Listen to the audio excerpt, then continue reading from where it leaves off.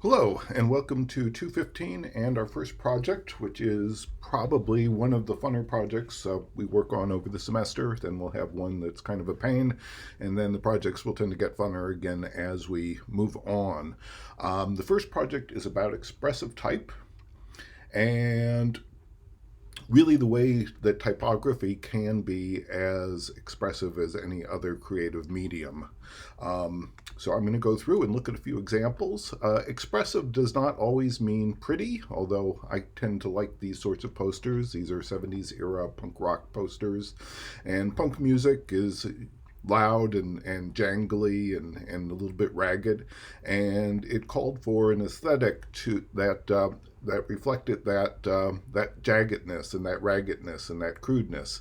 And this is the aesthetic that sort of emerged from that movement, the visual counterpart to the punk music of the 70s.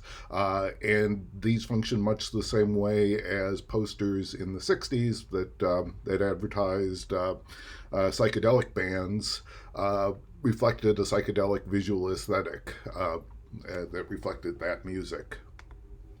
Type can be produced by analog means, and so this is for an article, and I'm showing all editorial examples today because that's what I know about and that's what I found, but advertisements can certainly have expressive typography as well.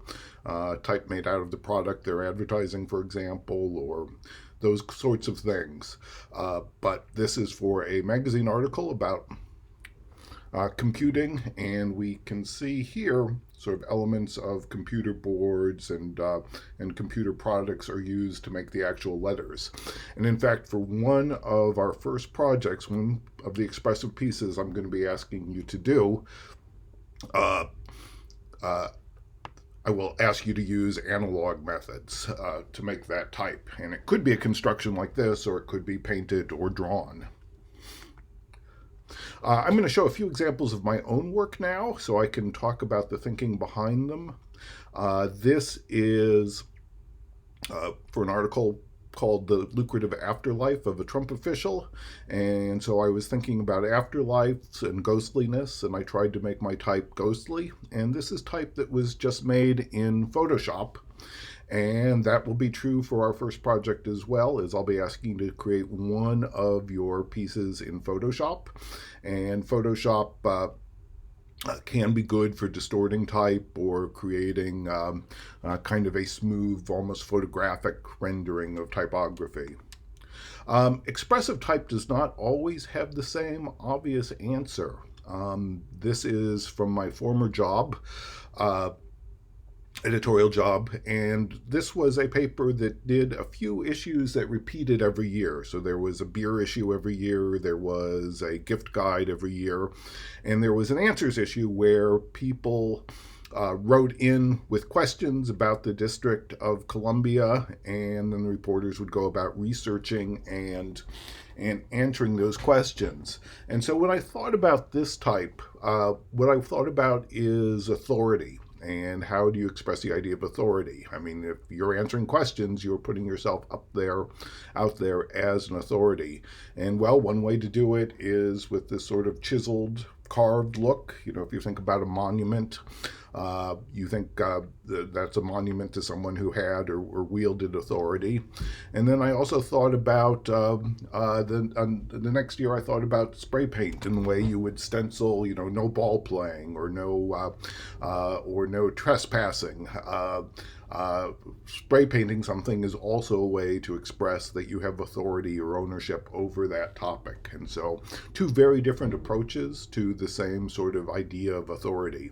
And I should say that will not be true for the first project, but it's often true that what you're expressing with typography is not the literal word that you're showing. And in this case, sort of what I'm expressing is authority to get at the idea that this paper has the authority to answer questions. And sometimes expressive type can be done not so much through the letters themselves, but how they're treated. This is also my piece about the current COVID crisis and the divisions between the wealthy and the poor that it has created. And so this is a case where I tried to get at the idea of social distancing into the typography, and that's done partly by keeping the headline, as far apart from itself as possible.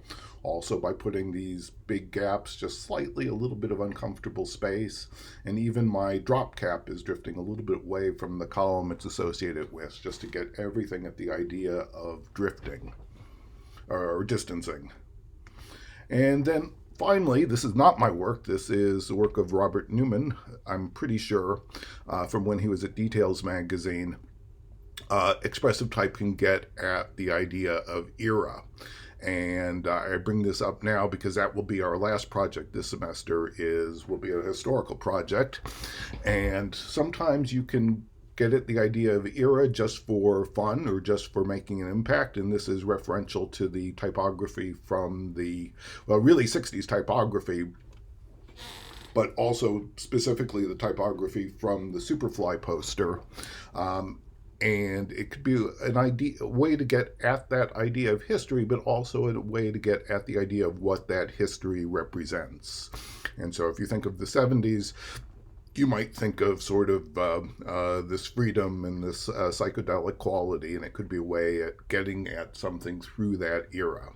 So I have sent everyone a project sheet, but everyone will be producing 4 words, one in Photoshop, one in Illustrator. And by the way, the answers issue on the right there, that would be an example of type done in Illustrator. And that's how that look was gotten. You could not do that in a layout program like InDesign.